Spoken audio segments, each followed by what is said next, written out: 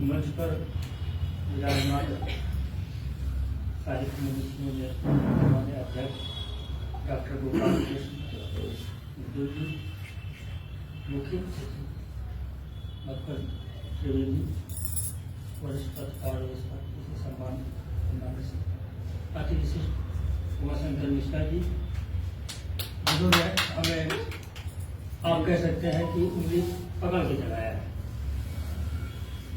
क्योंकि अखबारी प्रदर्शन में शुरुआत में जब मैं गया और मैंने अपना काम शुरू किया तो उस काम में कुछ बाधाएं आई, जिससे कि मुझे कोई रास्ता नहीं दिखाई दे रहा था। तब हमारी मुलाकात मिश्र जी से होती है और फिर तब से लेकर के आज तक उन्होंने एक बच्चे की तरह आप ये कह सकते हैं तो भाई बच्चे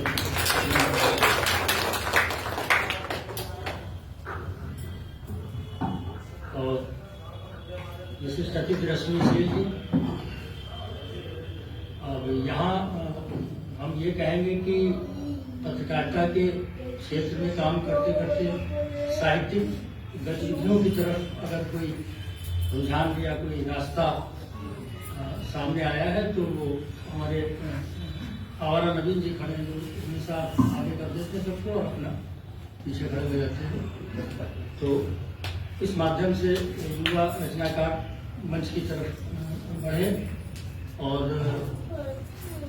2018 में हमारी एक कृति आई जिसमें क्या जानू मैं मंदिर मस्जिद, तो उसके विमोचन में गंगारत्न पांडे जी हमारे बीच नहीं है, मैं उन्हें श्रद्धांजलि अर्पित करता हूँ। तो कह सकते हैं कि युवा रचनाकार मंच जो है वो पत्रकारिता से साहित्य की ओर करवट लेना, कुछ सक्रियता की तरफ जाना, इसका श्रेय युवा रचनाकार चूंकि अध्यक्ष हैं और युवा रचना पूरा का पूरी संस्था और उस संस्था के जो प्रमुख अंग हैं हमारे नवीन जी खड़े हैं, इनकी वजह से मुझे लगता है कि मैं आज यहाँ उपन्यास के पहले काव्य कृति होती उपन्यास के रूप में आता हूँ। मैं इन सभी लोगों का अभिनंदन करता हूँ और अभी विशिष्ट अतिथि जो देशपथ के संपादक, सह संपादक और समीक्षक भी हैं, वो अभी कहीं रास्ते में फंसे हैं, वो अभी नहीं है आएंगे, वो आएंगे तो हम उनके बारे में भी बात करेंगे। और हमारे संचालक महोदय ने इस किताब के बारे में कुछ बताने की बात कही है और इस किताब में कहाँ से और कैसे इसका लेखन हुआ, कैसे ये संवेदनाओं की तरफ बढ़ा गया, वो दरअसल इसमें मैं ये बताना चाहूँगा कि जब 2018 में क्या जानू मैं मंदिर मस्जिद की कृति आई, तब कविताओं का हमारे पास थोड़ा संग्रह था, लेकिन ये उपन्यास उससे पहले ही काफी हद तक तैयार हो गया था। लेकिन इस उपन्यास के तैयार होने के समय आप जानते हैं कि बहुत सारे झंझावात होते हैं, चाहे वो सामाजिक हो चाहे वो पारिवारिक हो। तो उस समय कुल मिला के आप कह सकते हैं कि कोई परिस्थितियां नहीं थी कि हम इस उपन्यास को आगे बढ़ाएं और वो रखा रहा और आगे चल करके वो काव्य की कविताएं वगैरह थी, तो वो एक ऐसा अवसर आया जिसमें भी हमने किसी तरह से आप इस उपन्यास के बारे में बताना चाहेंगे कि उस समय ये करीब 25-30 साल पहले की बात है, यह उपन्यास आज का नहीं है। इसकी जो कहानी है, इसकी जो पृष्ठभूमि है, वो करीब उपन्यास से भी पार्टी से देखने को मिल जाएगा, तो विश्वविद्यालय की जो परिस्थितियां वहां दिखाई गई हैं। हुआ ये था कि हमारा उन्नाव का पूरा परिवार लगभग हिंदी संस्थान मतलब यूनिवर्सिटी के हिंदी डिपार्टमेंट में और थोड़ा सा वहाँ की जो छात्र राजनीतिक गतिविधियाँ होती है उनमें था, तो हमारा अक्सर वहाँ यूनिवर्सिटी में जाना आना होता था। तो तमाम लोगों के बीच में उठना बैठना होता था। तो उसी विश्वविद्यालय के कैंटीन में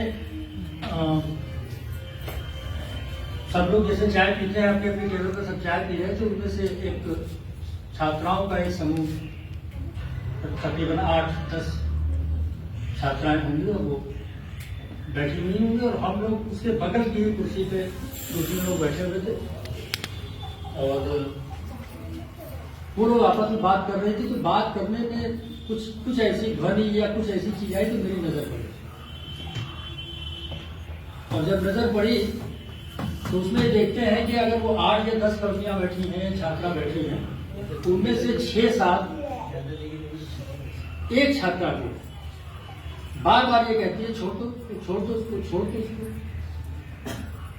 ये जो छोड़ दो उसको आता, तो हमने कहा चाय के बीच में ये छोड़ दो उसको। कुछ थोड़ा सा हमारा दिमाग गया उसमें, फिर हमने ध्यान नहीं दिया। थोड़ी देर बाद वो चर्चा थोड़ा वहां गंभीर हो गई उन लोगों की, और चूंकि मैं मजबूर हूं, सब मेरी आदत है कि संवेदनाओं से जुड़ा हुआ कोई भी संदर्भ अगर मेरे सामने आता है तो मैं थोड़ा वहां टिक जाता हूँ। ठीक मुझे लगता है, पता नहीं कैसे वो टच हो जाता है नहीं।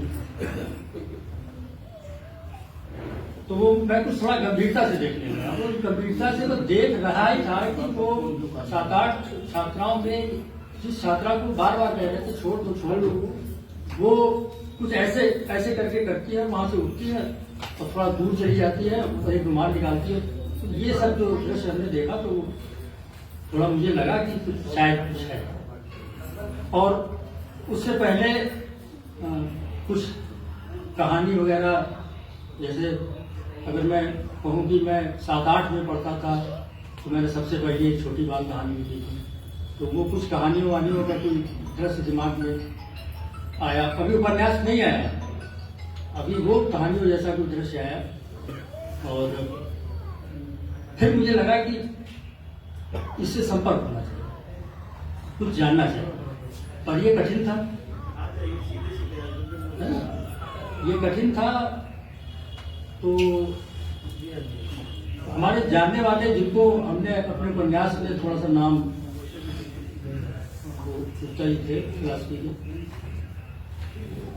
यहाँ पर थोड़ा नाम, उनसे हमने बात की कि कैंटीन में इस तरह की छात्राएं बैठी हैं और इस तरह मैं थोड़ा सा हल्का सा लिखने पढ़ने का काम करता हूँ। मुझे कुछ मेरे अंदर कुछ हो रहा है, जिज्ञासा हो रही है कि कुछ सी जानकारी हो, तो आप ये बताएं कि अगर किसी छात्रा से मिलना हो या कुछ संदर्भ बात करनी हो तो वो कैसे, क्योंकि मेरी उम्र में समय नहीं थी। अगर मैं किसी से कुछ कहूँ तो कोई भी अन्यथा ले सकता है। वो फिलॉसफी के जो प्रोफेसर थे तो उन्होंने हमें सुना तो कहना तुम इतना गंभीर क्यों हो रहे हो। मैंने कहा नहीं, मैं थोड़ा सा मैंने सर किया। तो कहने लगे कि वो ठीक है, हमें थोड़ा सा उसका हलिया बताओ। और हमने कहा ये तो हमने पता कर लिया है कि वो आपकी ही स्टूडेंट है, फिलॉसफी की ही स्टूडेंट है, ये तो हमने पता कर लिया। तो फिलॉसफी में जो पढ़ाता है वो अपनी छात्राओं को लगभग जानता होगा। तो उन्होंने कहा कि नहीं ठीक है, तो हम बात करते हैं। फिर वो उन्होंने किस तरह से उसको पढ़ाया या कैसे भी किया, वो चाय पर ही बाकायदा प्रोफेसर भी थे और वो छात्रा भी थी। मुझे लगा कि कुछ पूछने में अगर प्रोफेसर सामने है और छात्रा सामने है तो भी एक समस्या है। मैंने कहा नहीं, वो मैं उससे थोड़ा मुखातिब हुआ और मैंने प्रोफेसर जी को थोड़ा सा अलग ले जा करके और उनसे कहा कि सर आपको टेबल से मैं क्षमा चाहूंगा, मैंने उनके पैर भी छुए कि आपको 10-5 मिनट थोड़ा बात करने के बीच में आपकी अनुपस्थिति है। तो मुझे अंदर लग रहा था कि मैं क्या पूछूंगा क्या नहीं, क्योंकि कुछ अंदर कुछ था ऐसा। फिर वो यही हुआ, एक कैंटीन के की जो मेज तजवीज़ की गई वो कुछ इस तरह की हो कि कुछ गंभीरता से बात हो सके, तो बहुत सारे आवाज़ें वगैरह सब वहाँ होती हैं। थोड़ा माहौल भी उस तरह का नहीं होता है। प्रोफेसर जी ने कहा तुम लोग बात करो और मैं अभी आता हूँ, ये कह करके वो फिर मैंने उस छात्रा से बात की। मैंने कहा कि आप पहले तो थोड़ा इधर उधर की बात की, आप फिलॉसफी में क्या पढ़ रही हैं, क्या कर रही हैं। फिर हमारे दिमाग में आया कुछ उधर ले जाने के लिए थोड़ा सा। मैंने कहा कि अगर आप फिलॉसफी पढ़ रही हैं तो फिर थोड़ा संवेदनाओं पे क्या बता सकती हैं आप हमें। मुझे आप लगभग हमारे हम जी मैंने कहा कि मुझे आप लेखक समझो या छात्र समझो या कुछ भी समझो, थोड़ा सा संवेदनाओं के बारे में। तो उसने कुछ थोड़ा हमको संदर्भ बताया कि लोगों के प्रति प्रेम भाव होना चाहिए, लोगों के प्रति किसी को दुख होना चाहिए, हमें तुरंत देखना चाहिए, इस तरह की बातें की। और फिर हम पूरे सब्जेक्ट पर आ गए। हमने कहा कि वो अभी 4-6 दिन पहले आप उस कैंटीन में आई थी और मुझे लगता है कि कोई गंभीर विषय पर आप लोगों की बातचीत हुई थी, आप छात्राओं में। जिस तरह से आपकी गंभीर भावभंगिमा हमने उस समय देखी, उस संदर्भ में अगर आप कुछ थोड़ा सा, क्योंकि मैं थोड़ा लिखता पढ़ता हूँ तो मैं उसी की पृष्ठभूमि में पूछ रहा हूँ। और आपका कहीं कोई नाम का उद्घाटन इस तरह की चीजें नहीं होंगी, अगर आप कुछ बता सकें। वो जैसे ही वो मैंने बोलना बताने की बात कही, जैसे ही वो स्वयं में काफी गंभीर हो गई और गंभीर हो गई। उसके बाद हमने कहा उस दिन हमें लगा था कि आपने थोड़ा सा इसी वजह से। तो हुआ ये था कि वो आपस में घर ही में कोई रिश्तेदार बाहर से कोई आया होगा, उसकी तबीयत बहुत खराब थी, वो हॉस्पिटल में भर्ती था, जैसा कि उपन्यास में थोड़ा सा भी। और ये जो हमारे किताब में नायिका शिखा है, मैं इसी की बात कर रहा हूँ। और उसकी एक सहेली ऋतु होती है जो उसके साथ पढ़ती है। और ऋतु के कोई चाचा का अपने कहने आप मिलने जुलने वाले जैसे बहुत आपस में एक परिवार की तरह हो जाते हैं। वो कोई बाहर तबियत उनकी ज़्यादा खराब चलती होती, एक अस्पताल में भर्ती होती कराया गया। तो उसमें ऋतु और शिखा का बराबर सहेली होने के नाते, और वो कुछ साइको टाइप की बीमारी थी, इस तरह की कोई बीमारी थी।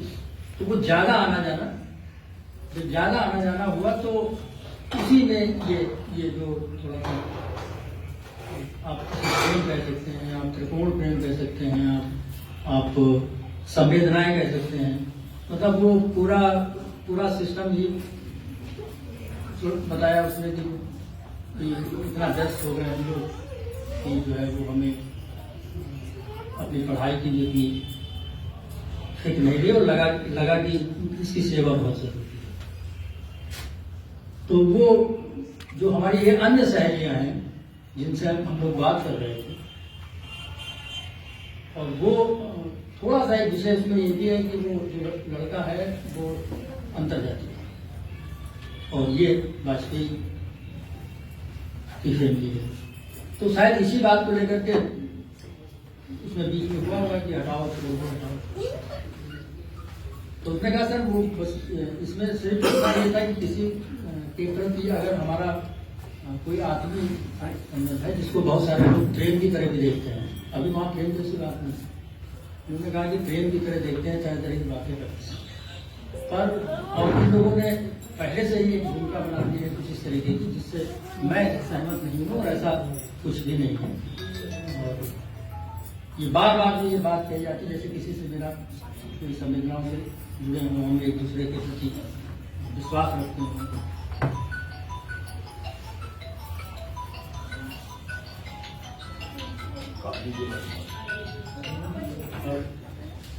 हाँ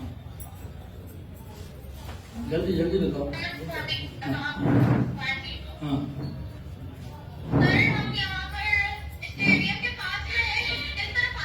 इधर ये आ जाओ परिवार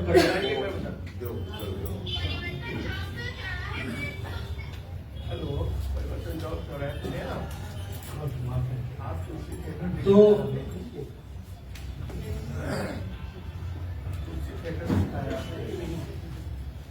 वो थोड़ा और गंभीर हो गई और फिर मैंने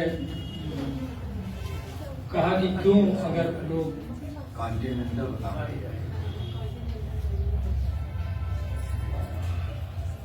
तो उसने कहा कि वो ऐसा कुछ सर भाई साहब करके कहा उसने कि ऐसा ऐसा कुछ भी नहीं है, लेकिन समाज के बारे में क्या कहें कि किसी फिलासफी की स्टूडेंट थी, वो ऐसी भी नहीं थी कि उसे कुछ पता नहीं, कुछ भी लोग कह देते हैं।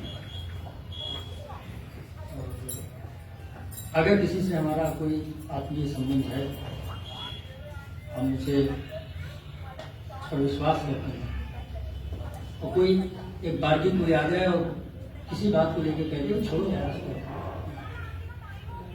तो उसे कैसे? बात यहाँ पर एक दूसरे से जुड़े होने की नहीं है कि हम कोई और संबंधों की बात करें, पर उसे छोड़ कैसे? तो जब बराबर वो छात्राएं प्रेशर डालती रही तो थोड़ा देर रोने लगी, तो उसी के बारे में इतना हमने कहा तो इतना कम नहीं, अगर कोई उससे बहुत ज्यादा नहीं है तो फिर इतना कम कहने नहीं, वो सर भैया मैं खुद नहीं ऐसा क्यों, और आगे की कहानी और ये चीज हमारे जहन में घूमती रही और कि कुछ ऐसा चरित्र है, ऐसा पात्र है, तो इसके बारे में हमें कुछ, और खासतौर से पात्र से ज्यादा जो संवेदनाओं का संदर्भ है, क्योंकि वो एक दूसरे के प्रति यूं ही नहीं आप संवेदित हो जाते हैं, कुछ तो बात होती है, और होती है तो फिर उसे आप उससे अलग कैसे हो सकते हैं? किसी को अगर कोई तकलीफ हो रही हो और आपकी आंख में पानी ना आए तो फिर कैसे मनुष्य हैं? किसी की भी उसमें कोई रिश्तेदार की बात नहीं है, उसमें कोई अपने दोस्त की बात नहीं है, किसी का दर्द आपको जहां भी दिखे और आपके आंख में पानी आए तो आपको हंसने का भी अधिकार नहीं, क्योंकि हंस तभी सकते हैं आप,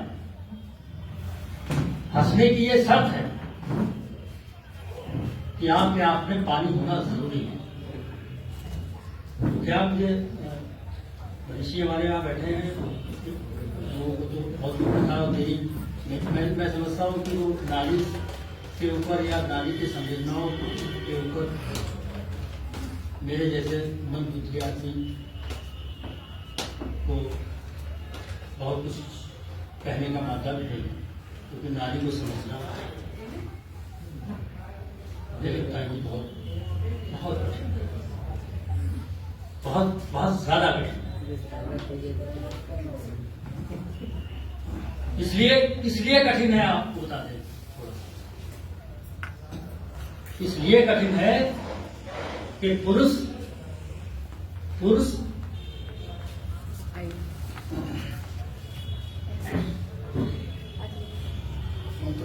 अपनी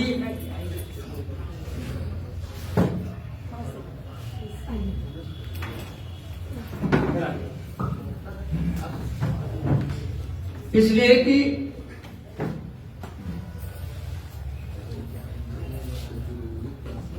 अब आप भेद की बात करें, अगर थोड़ा सा भेद की बात करें नारी और पुरुष के बीच,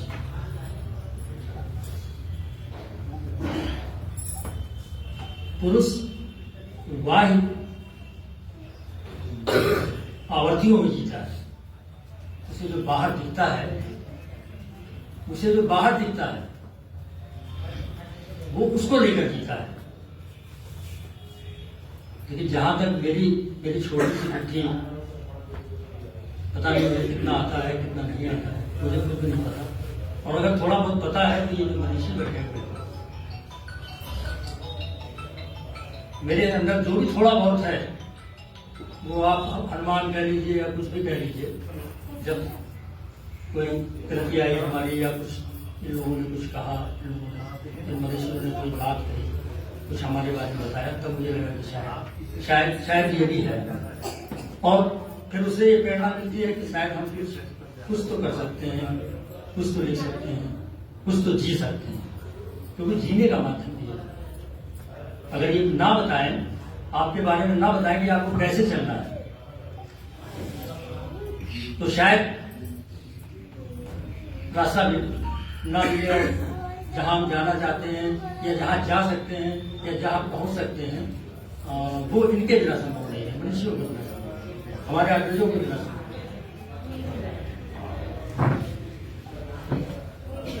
तो हम कह रहे थे कि मनुष्य बाह्य आवृत्तियों में जीता है, बाहर की चीजों को देख करके ही वो अपना पूरा पुस्तक करता है, चाहे वो कोई शासक हो, चाहे वो कोई इंजीनियर हो, चाहे कोई शासक हो, जो बाह्य।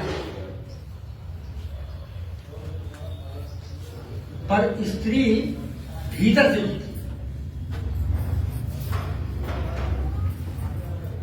उसका सारा का सारा सिस्टम बाह्य से तो चलता ही नहीं। जब वो कहीं बैठती है, जब वो किसी से बात करती है, जब वो अपना कोई काम करती है, तो उसकी जो बाहर की चीजें हैं उसका अट्रैक्शन उसको उतना नहीं होता। और जो पुरुष को दिख भी नहीं रहा है, सामने एक साक्षात कोई आकृति हो किसी मानव या पुरुष की, जो उस आकृति में जो सामने दिख रहा है, वो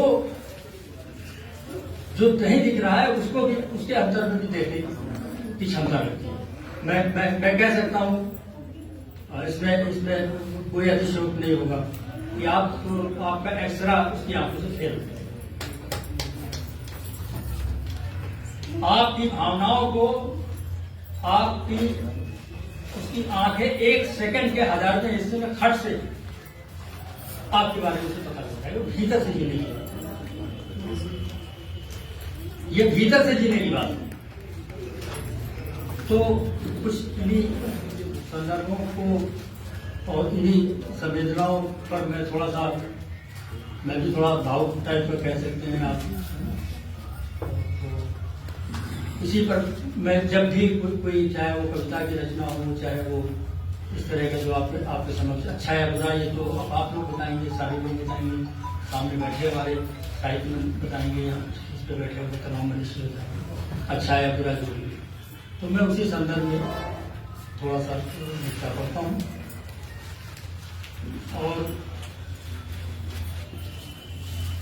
उस घटना से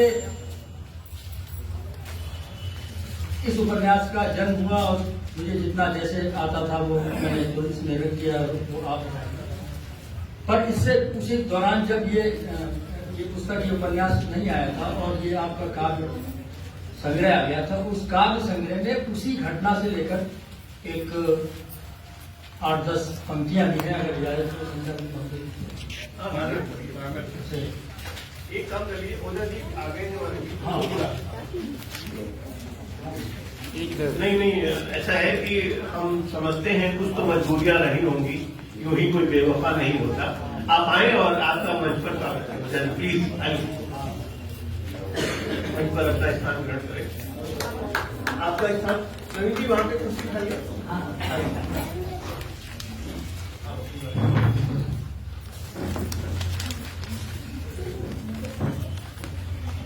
तो कहने का मतलब यह है कि ये अक्सर उपन्यास के बारे में लोगों का ये मानना होता है, सोचना होता है मॉर्निंग में 8 इसमें कल्पना ज्यादा होगी, कल्पना है इसमें। कल कोई एनी टाइम, कल तो एनी टाइम कोई, पर एक चीज मॉर्निंग भी मैं थोड़ा साफ कर देना चाहता हूँ कि हम नहीं, पत्रकारिता के, यहाँ तक कि पत्रकारिता में खबर के लेखन को ले लीजिए, साहित्य में तो अलग बात है, बहुत जल्दी कर दिए। जो भी लिखते हैं उसमें जो संवेदनाओं के संदर्भ रहते हैं, तो वो कहीं ना कहीं लेखन में चलते रहते हैं, लेकिन उसका जो आधार होता है वो कल्पना नहीं। उस सत्य, उसका आधार सत्य ही होता है, तो सत्य को भगवान किस तरह से आगे बढ़ाएं, उसमें कल्पना मात्र होती है। और इसीलिए एक बात और आती है कि ये कई बार उपन्यास आज इसका लोकार्पण होने से पहले ही समीक्षा की नीति में ये बात आई कि ये लघु उपन्यास है, यानी आप लघु उपन्यास से मतलब यही कहेंगे कि उपन्यास एक मोटा उपन्यास या ज्यादा पन्नों का होता है, कुछ भी कहते हैं। और क्योंकि ये कम पन्नों का है, लघु है या छोटा है या कहानी जैसा जैसा इंगित किया गया उसके बारे में जो हमारे मन में है वो मैं रखूंगा, और मैं गलत हूँ या सही हूँ, क्योंकि मुझे सिर्फ इतना ध्यान रहता है लिखते पढ़ते समय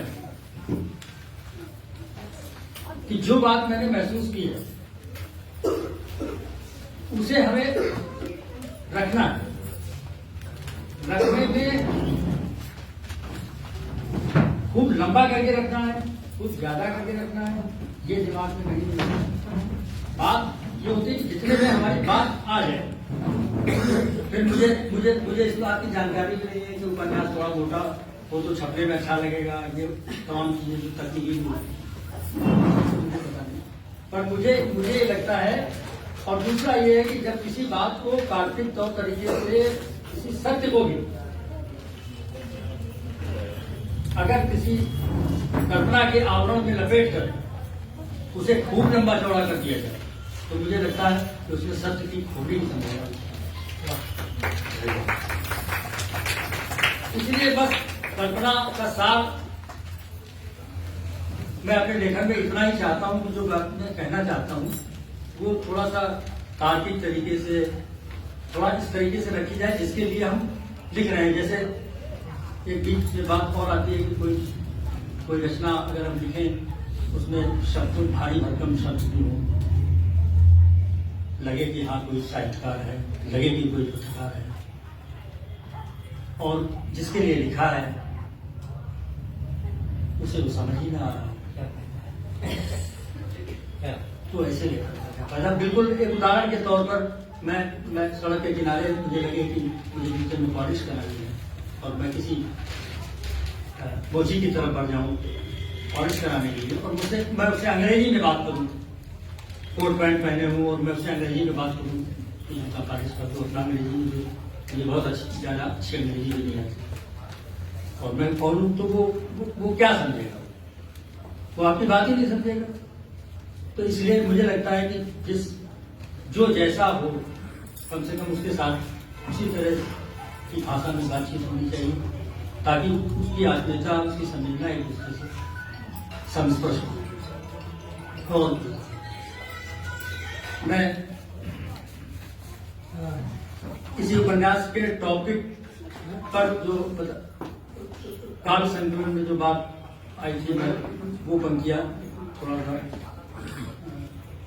पढ़ूं जो मुझे लगा, हालांकि ये इसी उपन्यास का अंश मान सकते हैं लेकिन ये कविता की होती है और ये चूंकि कविता के उपन्यास के बहुत है।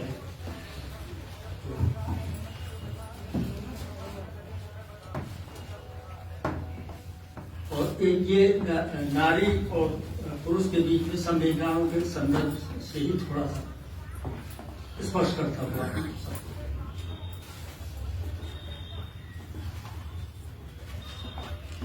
और इसमें जो चित्र छपा है, इसमें जो चित्र छपा है इसको भी हम कह सकते हैं कि ये मैं जब पढ़ता था तो अंतरजात की जो आप बात करते हैं, ये हम लोग पढ़ते थे 10-11 लड़के, तो उसमें हमारे मित्र की बहन थी, वो सबके लिए चाय वगैरह मतलब रात में, जो हम लोग पढ़ते बहुत थे, रात में 2:30 बजे, तो अगर उसे कहते 2 बजे रात को चाय पिलाना है तो वो पहले सो जाती थी और 2 बजे, ठीक 2 बजे घड़ी के हिसाब से उठ करके और चाय बना के, बस चाय बना के और आपने चाय पी और उसने कप उठाया, उसके बाद वो आपको मतलब मैं यहाँ कह सकता हूँ, मुझे कहने में कोई संकोच नहीं होता है। मेरी 3 बहनें हैं जिनकी शादी ये हमने अपने पिताजी के सहयोग से की आगे चल रही है। अगर कोई चौथी बहन है हमारी,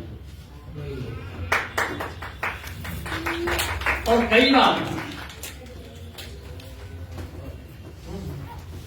बार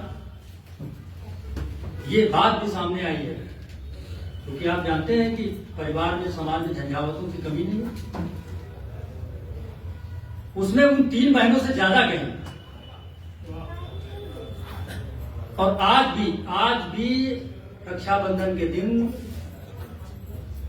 रात 12 बज जाए, अगर मैं नहीं जाऊंगा तो व्रत है, खाना नहीं खाना है, जब तक रक्षाबंधन नहीं बंधेगा तब तक आगे का क्यों। अंतर जातीय थोड़ा हल्का सा हो, लेकिन अब संवेदनाओं में कहीं कुछ लेना देना ही नहीं है। कौन क्या है, कौन नहीं है, कौन हिंदू है, कौन मुस्लिम है, कौन हिंदू है, कौन मुस्लिम है। आजकल तो बहुत बातें हो रही इस तरीके की, कौन हिंदू है, कौन मुस्लिम है, कौन ब्राह्मण है, कौन शूद्र है। इन सब चीजों का कोई मतलब ही नहीं है अपने आप मीरा को ले लीजिए, रविदास जी के पास जाती हैं गुरु, वो ला कहते हैं भाई आप मेरी स्थिति नहीं समझ रही। मैं कहा ना तो ना, और फिर जुड़ जाती हैं वही उनके गुरु। तो ये उस समय मैं कला क्षेत्र में काम करता था, मैं पत्रकारिता में जरूर नहीं था। पत्रकारिता से पहले 8-10 साल बराबर प्रोफेशनल रूप में कला के प्रति ये जो आपकी कवर वगैरह ये मैं हासिल में, तब कोई कंप्यूटर नहीं था। और हमारे पास लोग आते थे और उनका कवर पेज देना, मैगजीन में कवर पेज देना, बॉम्बे अपार्ट करने। तो ये उसकी शादी में ये ऑयल पेंटिंग हमारी है।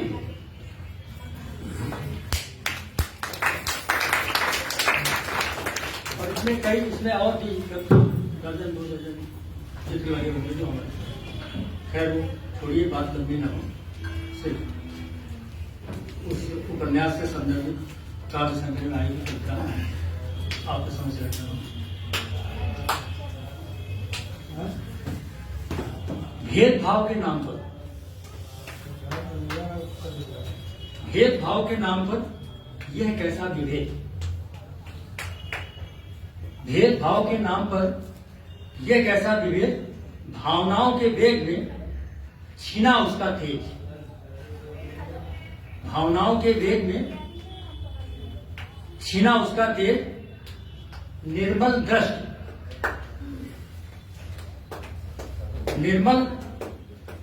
दृष्टि और बढ़ रहे हाथ, जिसके प्रति हम संवेदित हैं, निर्मल दृष्टि और बढ़ रहे हाथ, कितने भी स्नेहिल क्यों न हो, निर्मल दृष्टि और बढ़ रहे हाथ, कितने भी स्नेहिल क्यों न हो, एहसास, जज्बात और स्पर्श। ये आप यहाँ पर नारी और पुरुष के बीच का ही संदर्भ की पंक्ति आपके सामने रख रहे हैं। इस पर मैं तवज्जो कहूंगा पूरी। निर्मल दृष्टि बढ़ रहे हाथ, कितने भी स्नेहिल क्यों न हो, एहसास, जज्बात और स्पर्श या आलिंगन, एहसास, जज्बात और स्पर्श या आलिंगन में खड़ी दीवार है। एहसास, जज्बात और स्पर्श में या आलिंगन में खड़ी दीवार है। ऐसा ही कुछ नारी और पुरुष के मध्य निमित विचार है। एहसास, जज्बात और स्पर्श या आलिंगन में खड़ी दीवार है। आप कहने का मतलब है कि आप कितने भी स्नेही क्यों ना हो, कितने भी साफ क्यों ना हो, कितने भी निर्मल क्यों ना हो, कितने भी पाक क्यों ना हो, एहसास, जज्बात और स्पर्श या आलिंगन में खड़ी दीवार है। ऐसा ही कुछ नारी और पुरुष के मध्य निमित्त विचार है। परंपराएं, मर्यादाएं क्या सागर के छीर में परंपराएं, मर्यादाएं क्या सागर के नीर में कभी छीन हो सकी है? क्या सागर के नीर में कभी छीन हो सकी है? तो फिर अविरल लहरों को रोकने का कैसा यहाँ पे है? कैसा यहाँ होगा? ये और अब अपनी बात खत्म करते हुए